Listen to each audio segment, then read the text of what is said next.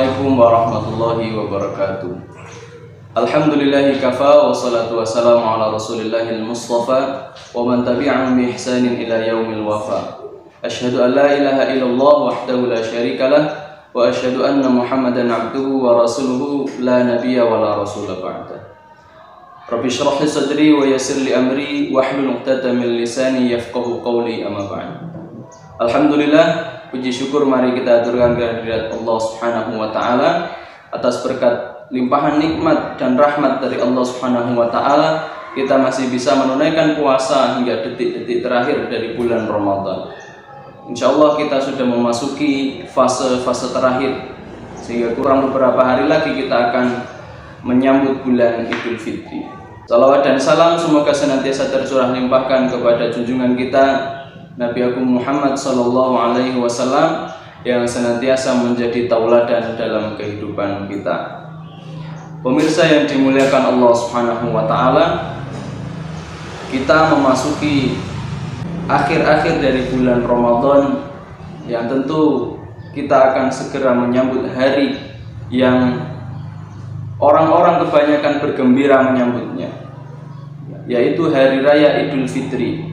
Hari Raya Idul Fitri dimaknai oleh kebanyakan orang bahwa kita kembali menjadi fitrah, seperti fitrahnya manusia yang baru lahir, suci dari dosa.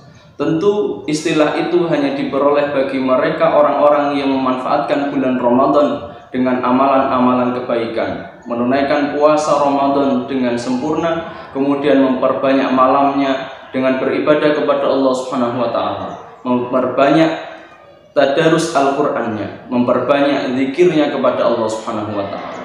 Kembali fitri atau kembali seperti fitrahnya tidak dimiliki oleh orang-orang yang menyia-nyiakan bulan Ramadan ini.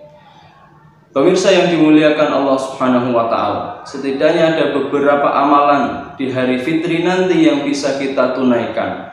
Amalan yang pertama, sebagaimana yang firman Allah Subhanahu wa taala sebutkan di dalam Al-Qur'an, walitukabbirullah. Kita diperintahkan untuk bertakbir di malam fitri atau di hari raya Idul Fitri itu. Kita dianjurkan untuk memperbanyak takbir kepada Allah Subhanahu wa taala. Kemudian amalan yang kedua yang bisa kita lakukan adalah menunaikan sholat Idul Fitri.